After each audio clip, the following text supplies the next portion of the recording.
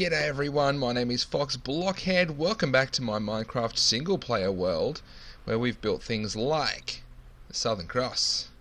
In here in Monument Valley, we've made honour to the Tour de France with some jerseys and some field art.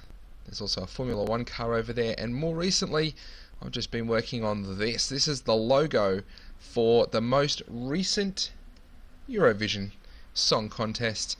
That's right, here in Australia we do, well, my family and I, we celebrate the Eurovision Song Contest every year. We like to have fun with it. And every year, for the last couple at least, I have recorded a video that's talked about my favourites, my not so favourites, the winner, etc. So we're going to do a little bit of that. We're just going to fill in some of this. I'm going to do a few little highlights like this around as we go. I'm going to try and make some decisions on the fly as we do this. So we have the three overlapping star shapes, and I wasn't so sure. I do have some glowstone. This triangle on the front actually has a bit of a highlight ring all around it, and I wasn't sure whether glowstone on every single tile would look very good, or whether just some highlights on maybe just the points, or yeah, not so sure. Don't really want mobs spawning down here, but I like the depth of this, and I didn't want to lose the depth by bringing this one out. Anyway, we'll make some changes and we'll see how we go. So this year's Eurovision Song Contest was held in Israel because they won last year with that song that I really didn't like. I really didn't like it, but they won. So that's all you need to know really, is that they won and they got to host. But yeah, as always, the previous host doesn't usually poll that many votes. Unfortunately, they don't get that many votes as they come through.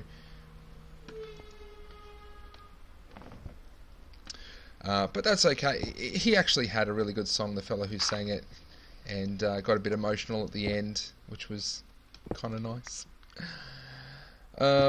My favourite, actually, from listening to them on our Spotify playlist. Spotify? I think it was Spotify. My favourite didn't actually get past the semi-finals, and I'm pretty sure that's the second year in a row that that's happened. My favourite didn't actually get through. Unfortunate, but as I say, these things happen. I'm going to run out of blue, aren't I? I've got 12 left. 3, 6, 9, 12. Yeah, I'm going to run out for that side over there. Hang on, I've got the logo. Just give me a second. Got the logo here. I should use the pink over here. Actually, that there should be all pink. Let's change that over. I'll change that. My favourite didn't get through. My favourite was "Stay" by Anna. Someone. Oh, I don't know who it was. Anna Obadescu, I think, was my favourite. But she didn't get through to the finals, unfortunately. There were a couple of very out there performances this year.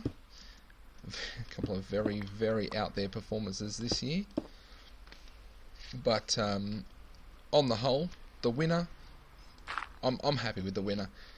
You say when you can say that you're happy with the winner, then I think it's been a pretty good Eurovision Song Contest. As in, like, not quite a fair contest. I don't want to say that. What am I doing? You go there.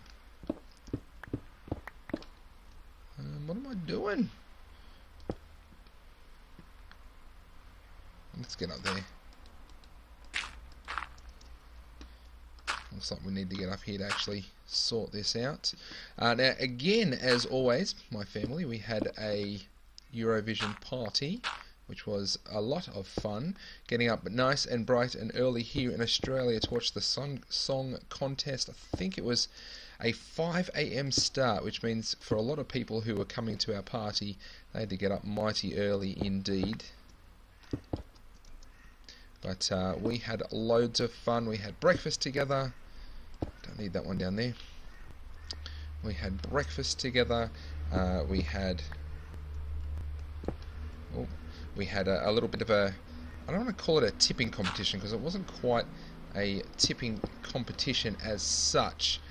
What I did before the contest is I asked my family for their favourite performances, and then I ranked all of those, and yeah, that's going to look good. I ranked all of those and it fell on the ground. And as a family, we actually ended up with picking 5 out of the top 10. So before the semi-finals, I asked for everyone's picks. Who did you like? Who do you think are the front runners, the favourites for this year's competition? And we ended up with 5 out of the top 10, which is pretty good. Especially when anything can happen in the craziness that is the Eurovision Song Contest. Get up there. So Netherlands won. He had a very good, very catchy tune. Let me jump. Very good, very catchy tune. Watch some other videos of his return back to the Netherlands, which is actually where next year's contest is going to be held. They always go to the winners. They always go to the winner's home country for the next contest. So they are going to host. Bit of this in here.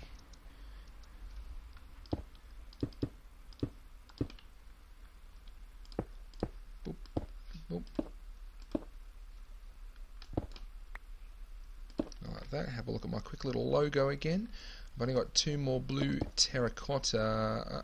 I do have. Look at this. The change in that. Let's quickly make some more while I keep chatting. Where was I? Netherlands, Australia. Oh, is that a right click? Australia. We entered again, and we did again very, very well. We came 9th out of Eurovision. Some of you again might be thinking, "Hang on a second, Australia, Eurovision. That doesn't make sense to me." Well, it doesn't need to make sense. We're there to try and win. No, only joking.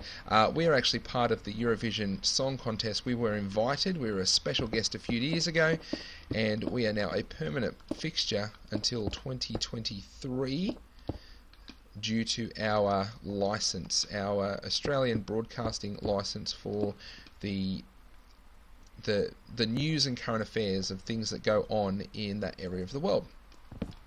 So we are a special invite.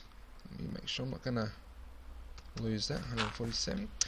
So yes, we are a special invite to Eurovision, which is, I don't know, I think it's actually a good thing that we get to be part of Eurovision. Let's climb up the back here, fill in some more of these gaps. There we go. I wanted to highlight up there. Now because what do I do? Because you're not going to see most of this, I thought I would highlight just some of the bits that you would actually see, and then the rest can be just terracotta, yellow terracotta. Looks a bit plain, but it's the logo. I'll actually have a little bit of a picture here so you can see what's going on. But Australia, oh man, I need 1, 2, 3, I need 4 more, but at least you can see how it goes. It's nearly night time. I'm going to climb up on my ladder over here so you can actually see what it looks like, and then we'll close out. There are a couple of notable notes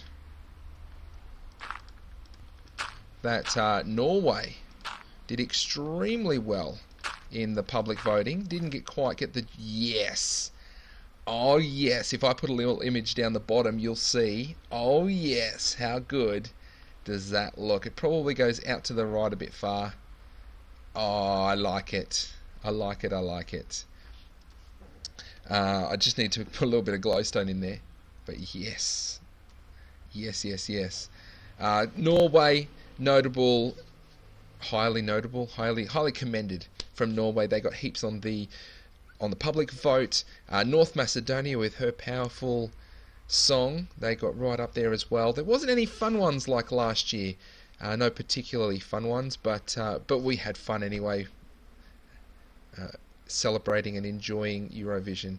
So I think I just need to put a few finishing touches to get a bit of light going around the back, and it's getting night time, so things are going to spawn very, very soon. But I think that's my Eurovision wrap for this year.